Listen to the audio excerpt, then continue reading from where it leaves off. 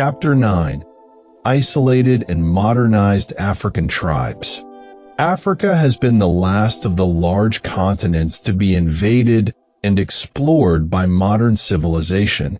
It has one of the largest native populations still living according to their inherited traditions.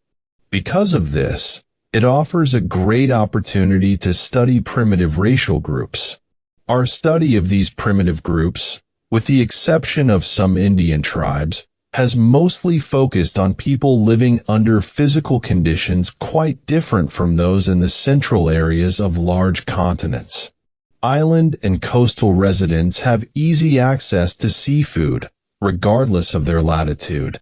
In contrast, people living deep within continents have limited access to seafood. Therefore, it was important to study primitive people who live in environments similar to those of the United States, Canada, Europe, and other large continental interiors. Africa is one of the few places that can provide both primitive living conditions and the modern life found on the plains and plateaus of the interior. The vast plateaus of Eastern and Central Africa have nurtured many tribes with excellent physical strength and accumulated wisdom. We want to understand how they achieve this and whether they, or any other people, can maintain this in such a challenging environment after adopting the ways of modern civilization. In the summer of 1935, we traveled through the Red Sea and the Indian Ocean, entering Africa at Mombasa below the equator. From there, we crossed Kenya and Uganda into the eastern part of the Belgian Congo, traveling about 4,000 miles along the long stretch of the Nile River through Sudan to the modernized civilization of Egypt. This journey covered most of the country around Ethiopia and brought us into contact with several of the most primitive racial groups in that region, who are neighbors of the Abyssinians or Ethiopians. Because these tribes speak different languages and are under different governments, we had to organize our journey in collaboration with local government officials in various districts. During our travels in Africa, covering about 6,000 miles, we encountered about 30 different tribes. We paid special attention to their foods, collecting samples for chemical analysis. We also took over 2,500 photographs in the field. If one experience stands out in our memory, it is the contrast between the health and strength of the native people and the foreigners who have come into their lands. The natives generally appeared healthier, which suggests that their superior health is not purely racial. When these natives adopt modern civilization, they are prone to developing degenerative diseases. In contrast, very few Europeans we met who had lived in Central Africa for more than 2 years remained healthy without serious illnesses or physical stress. This shows that the cause is not the severity of the climate, but rather the way of life. Living in Africa presents many challenges, particularly in terms of disease. Dysentery epidemics were severe and frequent, so we rarely ate any food that wasn't cooked or that we hadn't peeled ourselves. We had to boil all drinking water and were cautious not to let our bare feet touch the ground for fear of jiggers burrowing into our skin. Below 6,000 feet, it was unsafe to step outside without protection from malaria-carrying mosquitoes, which are mostly active at night. Mosquitoes were known to hide under tables in public eating places and bite ankles if they were not adequately protected. We followed strict precautions to avoid these pests. Ticks, which carry severe fevers, were abundant in grass and shrubs, so we had to constantly check our clothing and remove them before they could burrow into our skin.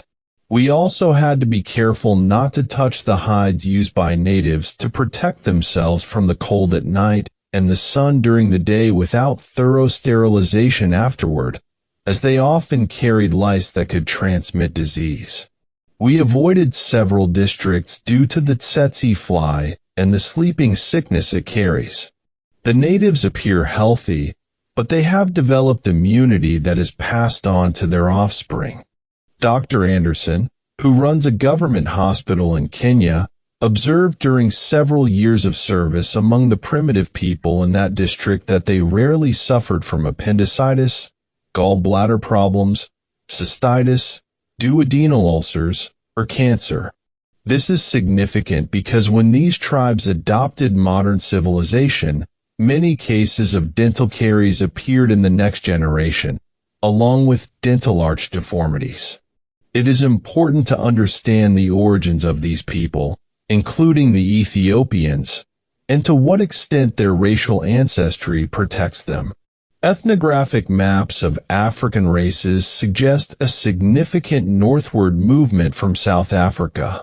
These people have some similarities with the Melanesians and Polynesians of the South Pacific, whom we studied the year before. Their languages share some words with similar meanings. While there are many tribes in Africa today, each has distinguishing features in terms of language, dress, and food habits. Another major racial movement seems to have moved southward from northern Africa, including Nilotic tribes and Abyssinians of Hamitic origin.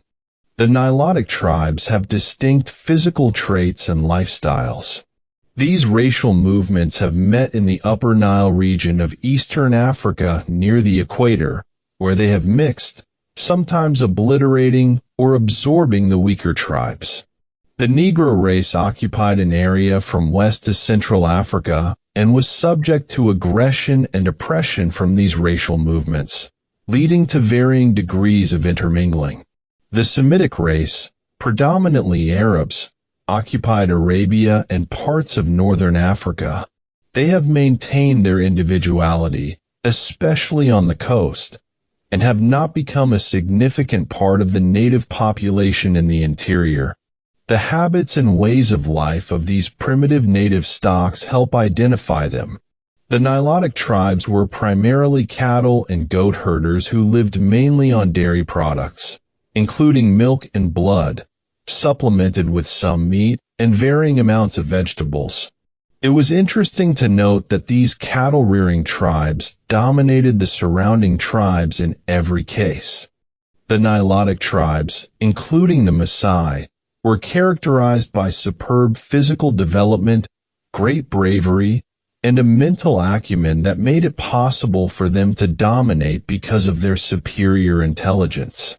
Among these Nilotic tribes, the Maasai forced their way farthest south and occupy a position between two of the great Bantu tribes, the Kikuyu and the Wakamba. Both of these latter tribes are primarily agricultural people. The Maasai are tall and strong. Figure 39 shows a typical Bell, also a Maasai man who is much taller than our 6-foot guide. It is interesting to study the methods of living and observe the accumulated wisdom of the Maasai. They are reported to have known for over 200 years that malaria was carried by mosquitoes, and further they have practiced exposing the members of their tribes who had been infected with syphilis by the Arabs to malaria to prevent the serious injuries resulting from the spirochetal infection. Yet modern medicine boasts of being the discoverer of this great principle of using malaria to prevent or relieve syphilitic infections of the spinal cord and brain. I saw the native Maasai operating on their cattle with skill and knowledge. The Maasai have no currency and all their transactions are made with cows or goats. A valuable cow was not eating properly, and I observed them taking a thorn out of the inside of her mouth. The surgical operation was done with a knife of their own making and tempered by pounding. I saw them treating a young cow that had failed to conceive. They apparently knew the cause and proceeded to treat her as modern veterinaries might do in order to overcome her difficulties. For their food throughout the centuries, they have depended very largely on milk, meat, and blood, reinforced with vegetables and fruits. They milk the cows daily and bleed the steers at regular intervals by a unique process. In Figure 40, we see a native Maasai with his bow and arrow, the latter tipped with a sharp knife which is guarded by a shoulder to determine the depth to which the arrow may enter the vein. If the animal is sufficiently tame, the blood is drawn while it is standing. If the animal is frightened, it is quickly hobbled, as shown below. In this figure, the stream of blood may be seen spurting from the jugular vein into a gourd which holds about a gallon. A torque is placed around the neck before the puncture is made. The animals did not even flinch when struck by the arrow. The operation is done so quickly and skillfully.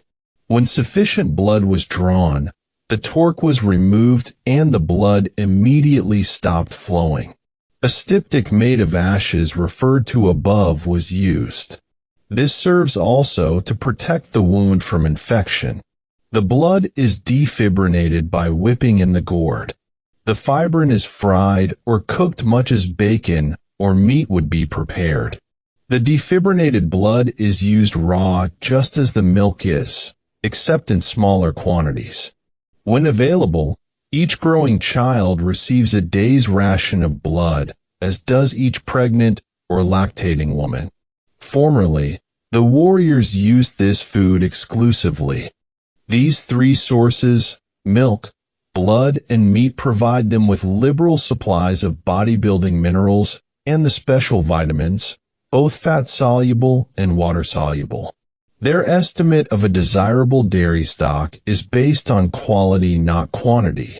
They judge the value of a cow for keeping in their herd by the length of time it takes her calf to stand on its feet and run after it is born, which is only a very few minutes.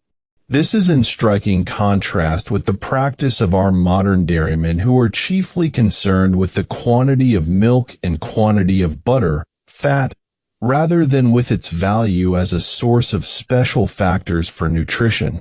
Many of the calves of the modern high-production cows of civilized countries are not able to stand for many hours after birth, frequently 24.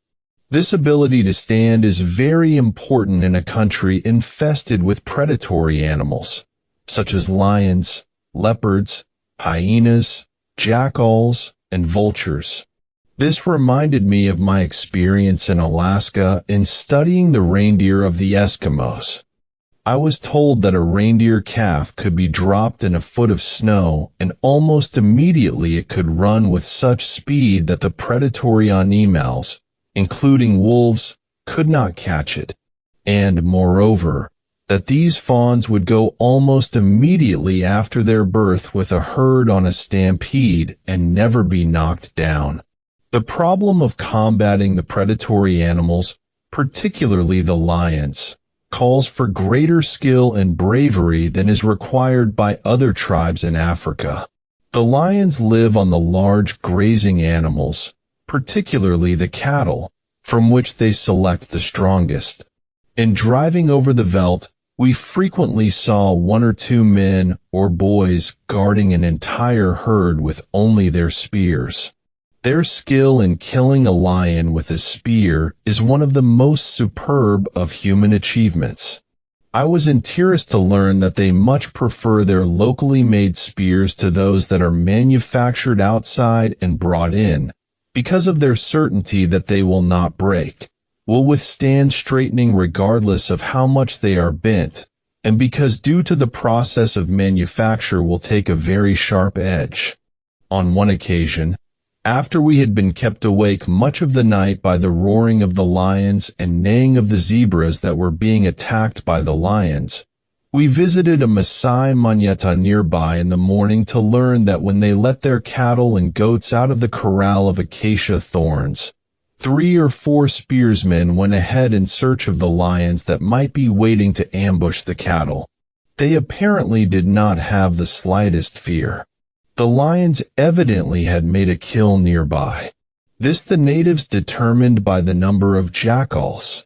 The heart and courage of these people has been largely broken by the ACTION of the government in taking away their shields in order to prevent them pillaging the surrounding native tribes as formerly. They depended upon their shields to protect them from the arrows of the other tribes. The efforts to make agriculturists of these Maasai people are not promising. In a typical Manyata, the chief has several wives. Each one has a separate dwelling. Timber and shrubbery are so scarce in this vicinity that the dwellings are built of clay mixed with cow dung, which is plastered over a framework of twigs. Many chiefs are over 6 feet in height. The Maasai live in a very extensive game preserve in which hundreds of thousands of grazing animals enjoy an existence protected from man, since even the natives are not allowed to kill the animals as formerly. They seem to be preserved for the numerous lions which occasionally become very bold since they have an abundance of food and no enemies. Recently, the local government authorities found it necessary to shoot off 80 of the lions in a particular district because of their aggressiveness. In the Maasai tribe, a study of 2,516 teeth in 88 individuals distribute through several widely separated manyatas showed only 4 individuals with caries. These had a total of 10 carious teeth, or only 0.4% of the teeth attacked by tooth decay. Kikuyu tribe, Kiambu, Kenya. In contrast with the Maasai, the Kikuyu tribe, which inhabits a district to the west and north of the Maasai, are characterized by being primarily an agricultural people. Their chief articles of diet are sweet potatoes, corn, beans, and some bananas, millet, and kaffir corn, a variety of Indian millet. The women use special diets during gestation and lactation. The girls in this tribe, as in several others, are placed on a special diet for 6 months prior to marriage. They nurse their children for 3 harvests and precede each pregnancy with special feeding. The Kikuyus are not as tall as the Maasai, and physically they are much less rugged. Like many of the Central African tribes, they remove some lower incisors at the time these permanent teeth erupt. This custom is reported to have been established for the purpose of feeding the individuals in case of lockjaw. One of the striking tribal customs is the making of large perforations in the ears in which they carry many metal ornaments. A typical Kikuyu woman is shown in Figure 41. Typical Kikuyu men are also shown in Figure 41. Note their fine teeth and dental arches. A study of 1,041 teeth in 33 individuals showed 57 teeth with caries, or 5%. These were 36.4% of the individuals affected. Much of the territory occupied by the Kikuyu tribes was formerly forest. Their practice has been to burn down a section of forest in order to get new lands for planting. As soon as the virgin fertility is exhausted, which is usually in 3 to 5 years, they burn down another section of forest. By this process, they have largely denuded their section of Kenya of its timber. This has resulted in a great waste of building material. There are few stands of native forest within easy reach of transportation. Wakamba tribe, Kenya. The Wakamba tribe point their teeth as shown in Figure 41. They occupy the territory to the east of the Maasai, who in past centuries have driven themselves as a wedge between the Kikuyu and the Wakamba tribes. The Maasai, until checked, carried on a relentless warfare, consisting largely of raids, in which they slaughtered the men and carried off the women and children and drove away the cattle or goats. The Wakambas are intellectually superior to the Kikuyus and have distinct artistic skill in the carving of art objects. They are mechanical and like machinery. Many of them have important positions in the shops of the Kenya and Uganda Railway. An examination of 1,112 teeth of 37 individuals showed 69 teeth with caries, or 6.2%. 21 and 0.6% of the individuals studied had dental caries. Jalu tribe, Kenya.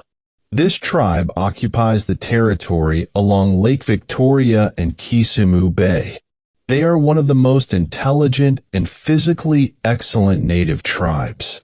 They were studied in two groups, one at Masino and the other at Ogado.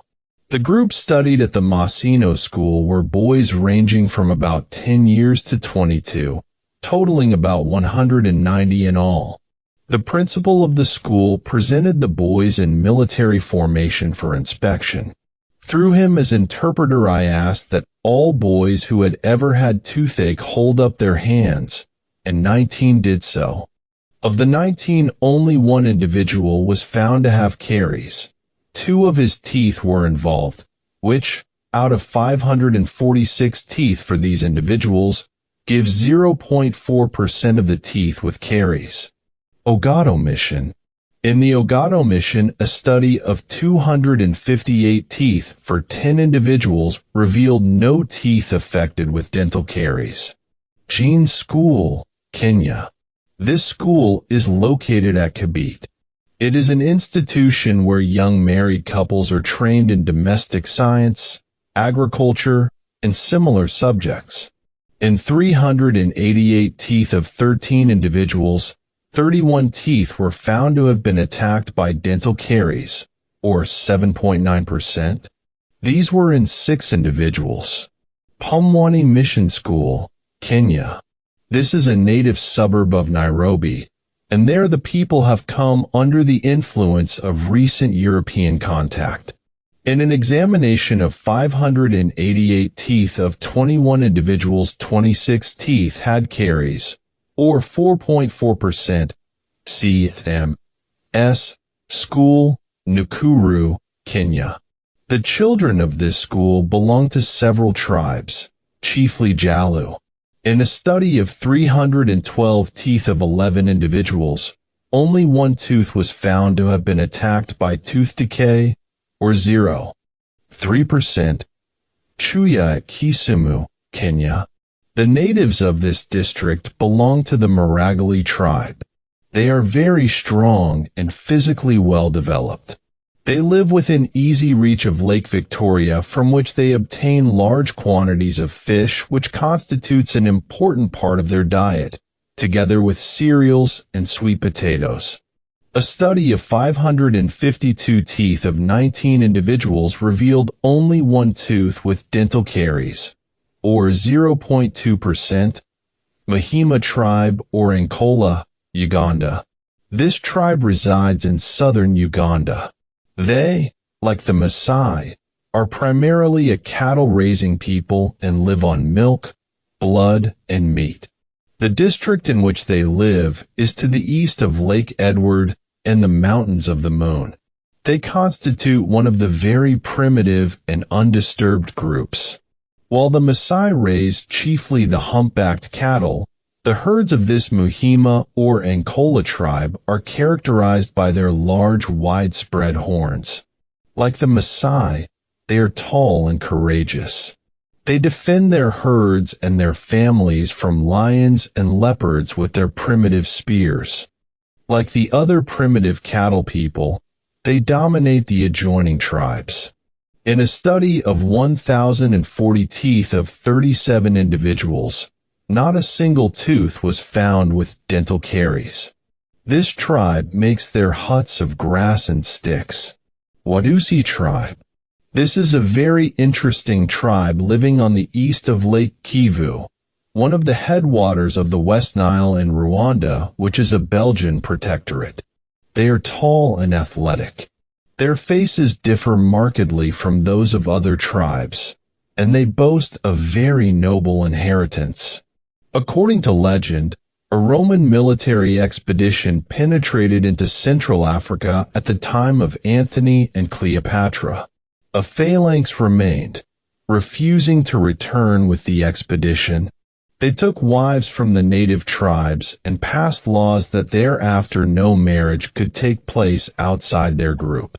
They have magnificent physiques. Many stand over 6 feet without shoes. Several of the tribes neighboring Ethiopia.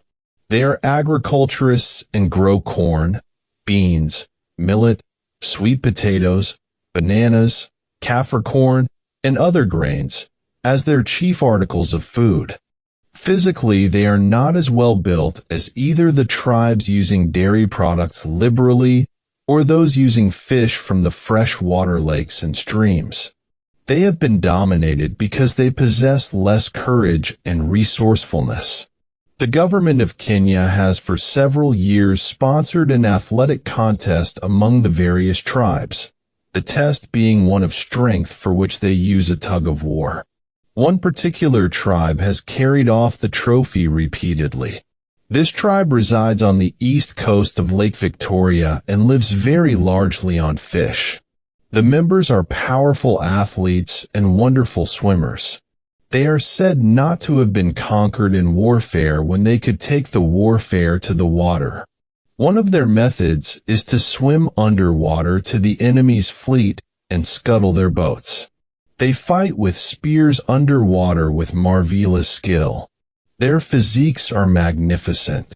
In a group of 190 boys who had been gathered into a government school near the east coast of Lake Victoria, only one boy was found with dental caries, and 2 of his teeth had been affected. The people dry the fish which are carried far inland. Uganda, which lies to the north and west of Lake Victoria and west of Kenya, is high and, although on the equator, has an equitable climate with an abundance of native foods. 2 crops per year are produced, and many varieties of bananas grow wild. The Buganda tribe, Uganda, is the chief tribe of this region.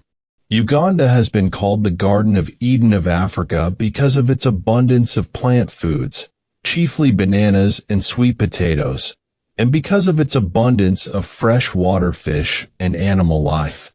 The natives are thrifty and mentally superior to those of most other districts. They have a king and a native parliament which the British government recognizes and entrusts with local administrative affairs. A typical group was studied in a mission at Masaka.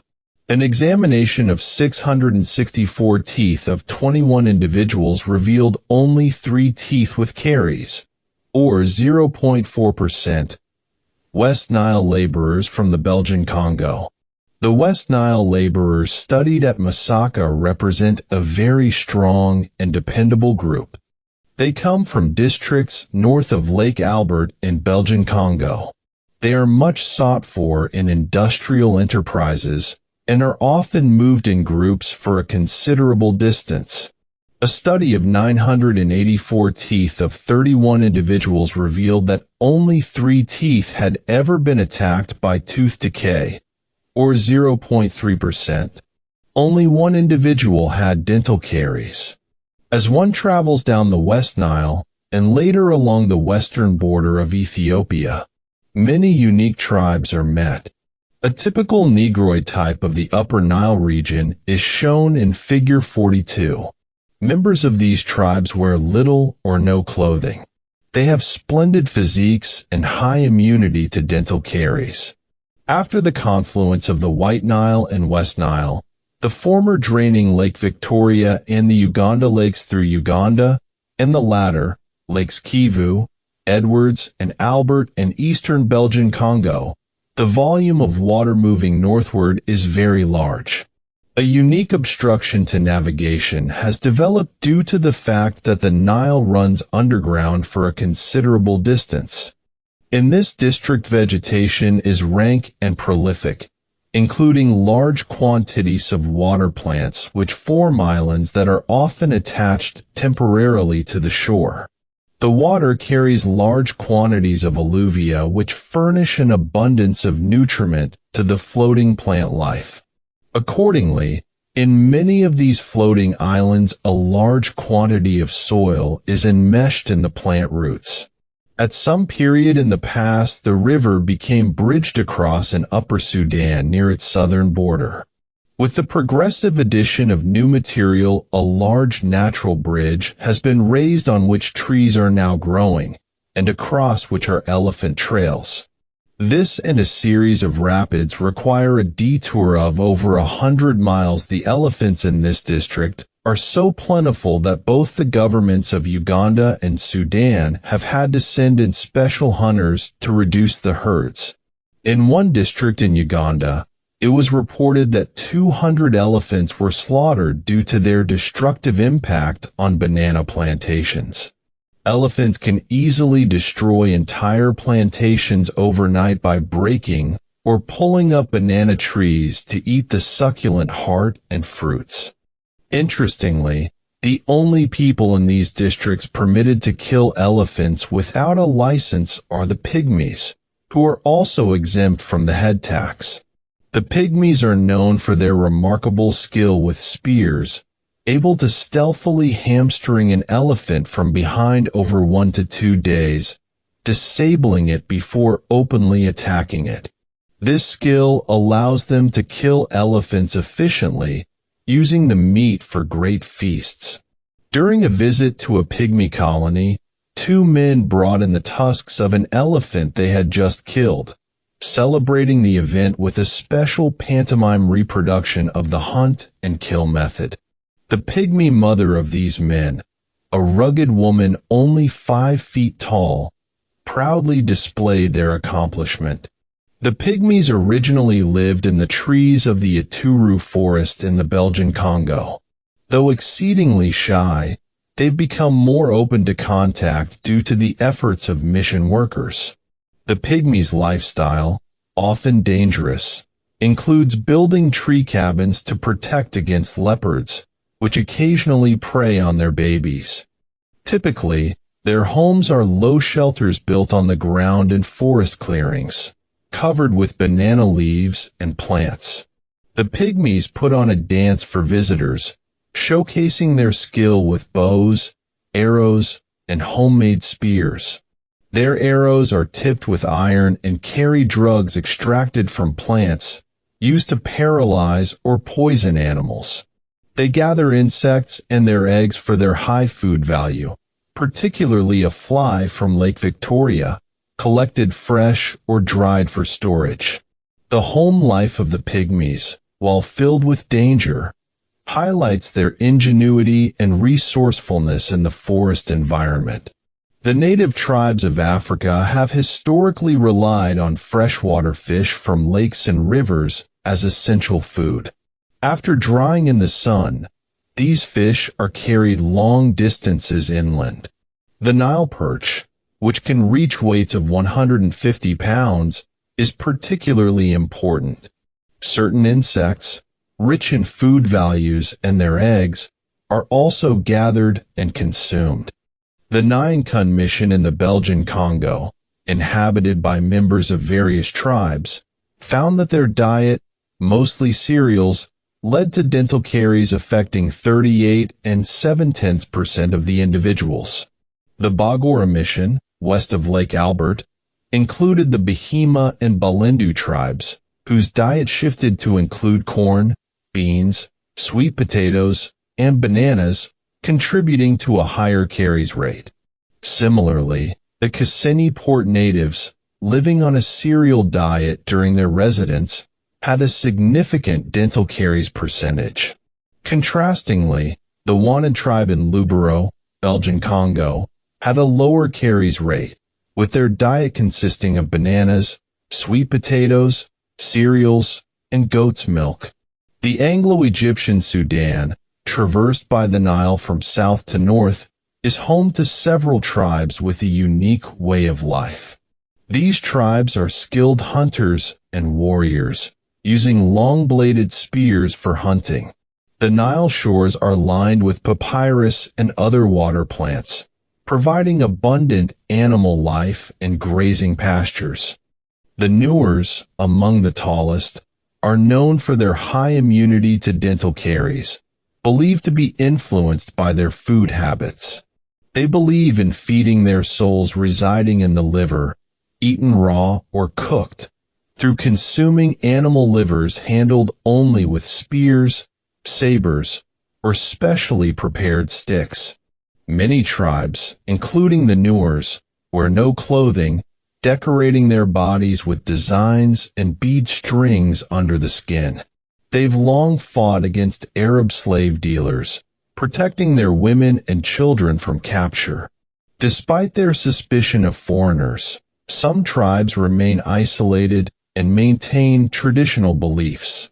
We were told that in one district adjoining Ethiopia, all light-skinned people are in danger and cannot safely enter that territory without a military escort. Tarakika, Upper Nile, Sudan. These people are tall and live largely on fish and other animal life. This part of Sudan consists of many districts of great marshland called the Sud. It is covered with rank papyrus to the height of 15 to 30 feet. This jungle of rank marsh growth swarms with a wide variety of animal life, large and small. An examination of 548 teeth of 18 individuals revealed that not a single tooth had been attacked by dental caries, or 100% immunity. Nuers, Malakal, Sudan. The Nuers at Malakal on the Nile River are a unique tribe because of their remarkable stature. Many of the women are 6 feet tall, and the men range from 6 feet to 7.5 feet in height. Their food consists very largely of animal life of the Nile, dairy products, milk, and blood from the herds. A study of 1,268 teeth of 39 individuals revealed only 6 teeth with dental caries, or 0.5%. Only 3 individuals had caries, or 7.7%. Dinkas, Jebelin, Sudan. This tribe lives on the Nile. Its members are not as tall as the Nuers. They are physically better proportioned and have greater strength. They use fish from the Nile and cereals for their diet. They decorate their bodies profusely with scars. An examination of 592 teeth of 22 individuals revealed only 1 tooth with caries, or 0.2%. Arab schools at Khartoum and Omdurman, Sudan. The Arabs are the chief occupants of the territory of northern Sudan. Omdurman on the west bank of the White Nile opposite Khartoum is the largest purely Arab city in the world. It has been but slightly influenced by modern civilization. Khartoum, on the contrary, just across the river from Omdurman and the capital of Anglo-Egyptian Sudan, has districts which are typically modern. These include the government offices and administration organization. The Arab section of Khartoum has been definitely influenced by contact with the Europeans. This makes possible a comparative study of similar groups in the two cities, modernized Khartoum and primitive Omdurman. A study of 1,284 teeth of 52 individuals in an Arab school at Khartoum revealed that 59 teeth, or 4.7%, had been attacked by dental caries, or 44.2% of the individuals studied. In Omdurman, a study of 744 teeth in 31 individuals revealed only 9 teeth that had been attacked by tooth decay, or 1.2%. In this group, only 2 or 6.4% of the individuals had dental caries. The groups examined were selected with the assistance of the government officials and consisted of the higher grade pupils in 2 advanced native schools, one in Khartoum and one in Omdurman. It is of interest that of the 2 boys in the Arab school at Omdurman with dental caries, one was the son of a rich merchant and used liberally sweets and European foods. Native Hospital, Khartoum, Sudan. The individuals studied in this institution were from quite remote areas distributed through Sudan. Some had traveled many days on camels to obtain the help that the hospital provided. A study of 288 teeth of 10 individuals revealed that 13 had been attacked by tooth decay, or 4.5%. Ikhlas School, Cairo, Egypt. This is a native school in which the individuals are comparable in many respects to those in the native schools at Khartoum and Omdurman. Their nutrition is highly modernized by living in a modern city. A study of 2,092 teeth of 85 individuals revealed that 353 teeth, or 12.1%, had been attacked by tooth decay. 75% of the individuals of this group had dental caries. The total number of teeth examined in the preceding groups was 28,438. Of this number, 1,346 were found with dental caries, or 4.7%. This represents a total of 1,002 individuals examined, of whom 300 had one or more carious teeth, or had lost teeth by caries, making 29.9% of the individuals with dental caries. Of this total number of individuals studied in 27 groups, there were several groups with practically complete immunity to dental caries, while other groups had relatively high incidence of that disease. Facial and dental arch deformities. The purpose of these studies has included the obtaining of data which will throw light also on the etiology of deformities of the dental arches and face, including irregularity of position of the teeth. A marked variation of the incidence of irregularities was found in the different tribes. This variation could be directly associated with the nutrition rather than with the tribal pattern. The lowest percentage of irregularity occurred in the tribes living very largely on dairy products and marine life. For example, among the Maasai living on milk, blood, and meat, only 3.4% had irregularities. Among the Kikuyu and Wakamba, 18.2 and 18.9% respectively had irregularities. These people were largely agriculturists living primarily on vegetable foods. In the native Arab school at Omdurman, among the pupils living almost entirely according to the native customs of selection and preparation of foods, 6.4% had irregularities, while in the native school at modernized Khartoum, 17% had irregularities. In the Ikhlas school at Cairo, under modern influence, 16.5% had irregularities. In the native hospital at Khartoum, 70% had irregularities. In the Pygmy group, 3% had irregularities, and among the grain eaters of the West Nile, 25.5% had irregularities. The Jin school had 46.1%, and the Ogado mission 30%. While the primitive racial stocks of Africa developed normal facial and dental arch forms when on their native foods, several characteristic types of deformity frequently developed in the children of the modernized groups. One of the simplest forms, and one which corresponds with a very common deformity pattern in the United States, involves the dropping inward of the laterals with narrowing of the upper arch, making the incisors appear abnormally prominent and crowding the cuspids outside the line of the arch. Typical illustrations of this are shown in Figure 45. Where the nutritional deficiency is very severe, as at Mombasa on the coast, more severe changes in facial form are found. Among the deformity patterns, a lack of development forward of the middle third of the face or of the lower third of the face often appeared in the more highly modernized groups.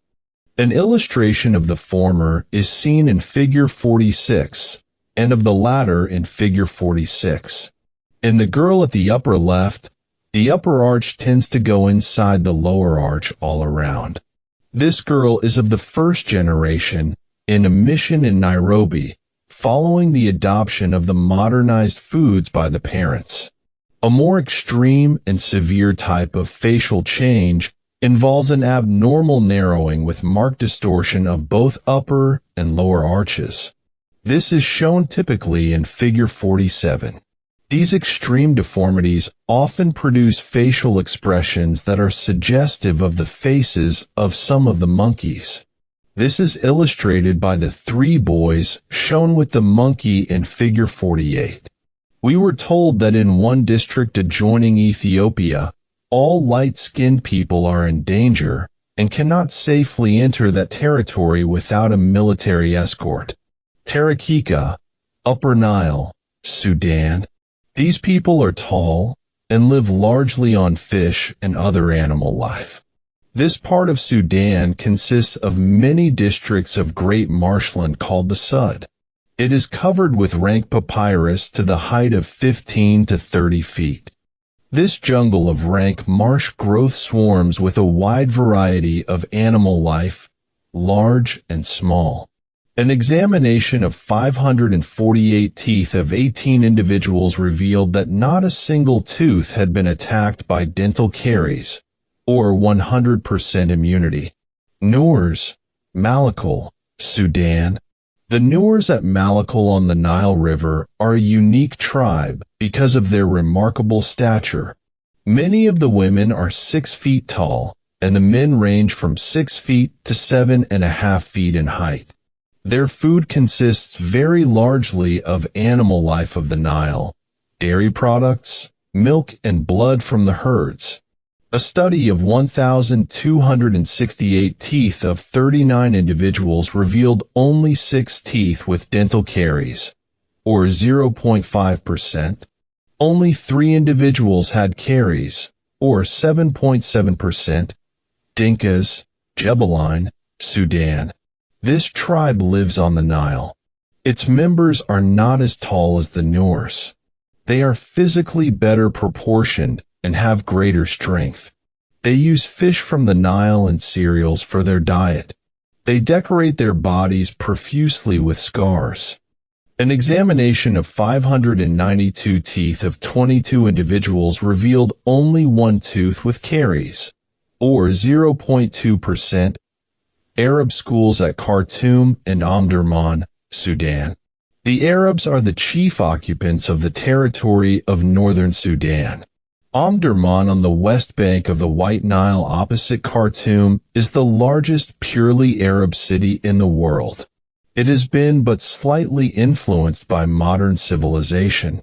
Khartoum, on the contrary, just across the river from Omdurman and the capital of Anglo-Egyptian Sudan, has districts which are typically modern. These include the government offices and administration organization. The Arab section of Khartoum has been definitely influenced by contact with the Europeans. This makes possible a comparative study of similar groups in the two cities, modernized Khartoum and primitive Omdurman.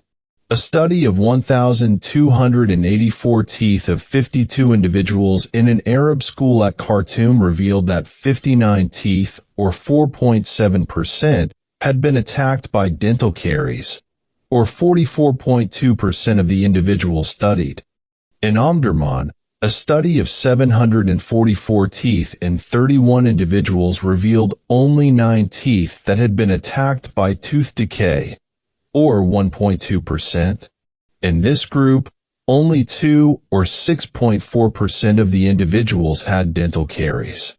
The groups examined were selected with the assistance of the government officials and consisted of the higher grade pupils in 2 advanced native schools, one in Khartoum and one in Omdurman. It is of interest that of the 2 boys in the Arab school at Omdurman with dental caries, one was the son of a rich merchant and used liberally sweets and European foods. Native Hospital, Khartoum, Sudan. The individuals studied in this institution were from quite remote areas distributed through Sudan. Some had traveled many days on camels to obtain the help that the hospital provided. A study of 288 teeth of 10 individuals revealed that 13 had been attacked by tooth decay, or 4.5%. Ikhlas School, Cairo, Egypt. This is a native school in which the individuals are comparable in many respects to those in the native schools at Khartoum and Omdurman. Their nutrition is highly modernized by living in a modern city. A study of 2,092 teeth of 85 individuals revealed that 353 teeth, or 12.1%, had been attacked by tooth decay. 75% of the individuals of this group had dental caries. The total number of teeth examined in the preceding groups was 28,438. Of this number, 1,346 were found with dental caries, or 4.7%. This represents a total of 1,002 individuals examined, of whom 300 had one or more carious teeth, or had lost teeth by caries, making 29.9% of the individuals with dental caries. Of this total number of individuals studied in 27 groups, there were several groups with practically complete immunity to dental caries, while other groups had relatively high incidence of that disease. Facial and dental arch deformities. The purpose of these studies has included the obtaining of data which will throw light also on the etiology of deformities of the dental arches and face, including irregularity of position of the teeth. A marked variation of the incidence of irregularities was found in the different tribes. This variation could be directly associated with the nutrition rather than with the tribal pattern. The lowest percentage of irregularity occurred in the tribes living very largely on dairy products and marine life. For example, among the Maasai living on milk, blood, and meat, only 3.4% had irregularities. Among the Kikuyu and Wakamba, 18.2 and 18.9% respectively had irregularities. These people were largely agriculturists living primarily on vegetable foods. In the native Arab school at Omdurman, among the pupils living almost entirely according to the native customs of selection and preparation of foods, 6.4% had irregularities, while in the native school at modernized Khartoum, 17% had irregularities. In the Ikhlas school at Cairo, under modern influence, 16.5% had irregularities. In the native hospital at Khartoum, 70% had irregularities. In the Pygmy group, 3% had irregularities, and among the grain eaters of the West Nile, 25.5% had irregularities. The Jean school had 46.1%, and the Ogado mission 30%. While the primitive racial stocks of Africa developed normal facial and dental arch forms when on their native foods, several characteristic types of deformity frequently developed in the children of the modernized groups. One of the simplest forms, and one which corresponds with a very common deformity pattern in the United States, involves the dropping inward of the laterals with narrowing of the upper arch, making the incisors appear abnormally prominent and crowding the cuspids outside the line of the arch. Typical illustrations of this are shown in Figure 45, where the nutritional deficiency is very severe, as at Mombasa on the coast. More severe changes in facial form are found. Among the deformity patterns, a lack of development forward of the middle third of the face or of the lower third of the face often appeared in the more highly modernized groups. An illustration of the former is seen in Figure 46, and of the latter in Figure 46. In the girl at the upper left, the upper arch tends to go inside the lower arch all around. This girl is of the first generation, in a mission in Nairobi, following the adoption of the modernized foods by the parents. A more extreme and severe type of facial change involves an abnormal narrowing with marked distortion of both upper and lower arches. This is shown typically in Figure 47. These extreme deformities often produce facial expressions that are suggestive of the faces of some of the monkeys. This is illustrated by the three boys shown with the monkey in Figure 48. The Arabs in several districts use camel's milk extensively.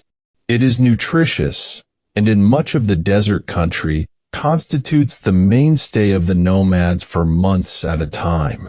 The primitive Arabs studied had fine dental arches with very little deformity. Even the horses ridden by the Arab chiefs in moving their camel herds across the desert are often dependent, sometimes for as long as 3 months, upon the milk of the camels for their nutrition. Typical Arab faces and a camel caravan at rest are shown in Figure 49. The primitive Arab girls have splendidly developed faces and fine dental arches.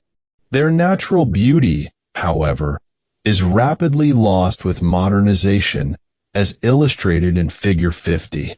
Dr. Herdliska has called attention to the occasional development in several racial stocks of individuals who travel on all fours instead of upright. I saw several individuals of this type in Africa scooting around about as rapidly as the dogs. They were, accordingly, difficult to photograph. 2 are shown in Figure 51. While slavery of the old form no longer exists in the so-called civilized countries, in its new form it is a most tragic reality for many of the people. Taxes and the new order of living make many demands. For many of these primitive tribes, a new suit of clothes could formerly be had every day with no more trouble than cutting a new banana leaf. With the new order, they are requested to cover their bodies with clothing. Cloth of all kinds, including the poorest cotton, has to be imported. They must pay an excessive charge due to the long transportation cost for the imported goods, a charge which often exceeds the original cost in the European or American markets by several-fold. In order to pay their head tax, they are frequently required to carry such products as can be used by the government officials, chiefly foods, over long distances and for part of each year. These foods are often those which not only the adults, but particularly the growing children sorely need for providing body growth and repair. This naturally has produced a current of acute unrest and a chafing under the foreign domination. As we encircled Ethiopia, we found the natives not only aware of what was going on in that border country, but deeply concerned regarding the outcome. From their temper and sympathetic attitude for the oppressed Ethiopians, it would not be surprising if sympathizers pass over the border into that country to support their crushed neighbors. The problem is accordingly very much larger than the interest of some particular foreign power. It deals directly with the future course of events and the attitude of the African natives in general toward foreign domination. The native African is not only chafing under the taxation by foreign overlords, but is conscious that his race becomes blighted when met by our modern civilization. I found them well aware of the fact that those of their tribes who had adopted European methods of living and foods not only developed rampant tooth decay, but other degenerative processes. In one of the most efficiently organized mission schools that we found in Africa, the principal asked me to help them solve a serious problem. He said there was no single question asked them so often by the native boys in their school as why it is that those families that have grown up in the mission or government schools were physically not so strong as those families who had never been in contact with the mission or government schools. These young men were thinking.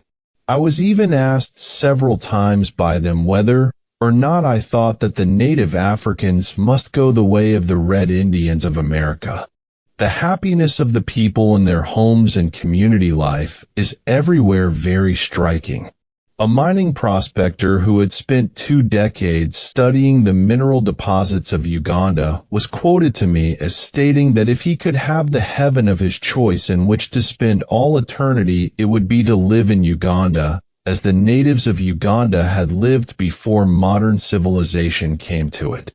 While intertribal warfare has largely ceased, a new scourge is upon them, namely the scourge which comes with modern civilization. As in the primitive racial stocks previously studied and reported, we found that modernizing forces were often associated with a very marked increase of the death rate over the birth rate. In some districts in Africa, a marked degeneration is taking place. Jeffrey Gorer, in his book, Africa Dances, which was written after making studies in West Africa, discusses this problem at length. He quotes figures given by Marcel Savage in his article on French Equatorial Africa. In 1911, French Equatorial Africa had 20 million Negro inhabitants. In 1921, there were 7.5 million. In 1931, there were 2.5 million. He states regarding the quotation, "These figures were given in a responsible French conservative paper and have not been denied." Major Brown, a high official of the British Government Administrative Department of Kenya, with long experience, states in the closing paragraph of his book entitled, "The Vanishing Tribes of Kenya," the following. "Practice by any means as obvious as some simple-minded folk would like to believe. It can be said with fair accuracy that among the tribes with which we have been dealing there is, in their uncontaminated society, no pauperism, no paid prostitution, very little serious drunkenness, and on the whole astonishingly little crime. While practically everyone has enough to eat, sufficient clothing, and an adequate dwelling, according to the primitive native standard. Of what civilized community can as much be said? Civilizations have been rising and falling not only through all the period of recorded history, but long before as evidenced by archaeological findings. If we think of nature's calendar as one in which centuries are days and civilizations are years, the part current events are playing in the history of a great continent like Africa may be mere incidents. This much we do know, that throughout the world, some remnants of several primitive racial stocks have persisted to this day even in very exacting environments, and only by such could they have been protected. In my studies of these several racial stocks, I find that it is not accident but accumulated wisdom regarding foods that lies behind their physical excellence and freedom from our modern degenerative processes. Further, on various sides of our world, the primitive people know many of the things that are essential for life, things that our modern civilizations apparently do not know. These are the fundamental truths of life that have put them in harmony with nature through obeying her nutritional laws. Whence this wisdom? Was there in the distant past a world civilization that was better attuned to nature's laws, and have these remnants retained that knowledge? If this is not the explanation, it must be that these various primitive racial stocks have been able, through a superior skill in interpreting cause and effect, to determine for themselves what foods in their environment are best for producing human bodies with a maximum of physical fitness and resistance to degeneration. Primitive native races of Eastern and Central Africa have, in their native state, a very high immunity to dental caries, ranging from 0 to less than 1% of the teeth affected for many of the tribes. Where modernized, however, the incidence increased to 12.1%. In the matter of facial deformity, 13 tribes out of 27 studied presented so high a standard of excellence that not a single individual in the group was found with deformed dental arches. Their nutrition varied according to their location, but always provided an adequate quantity of bodybuilding and repairing material, even though much effort was required to obtain some of the essential food factors. Many tribes practiced feeding girls special foods for an extended period before marriage. Spacing of children was provided by a system of plural wives.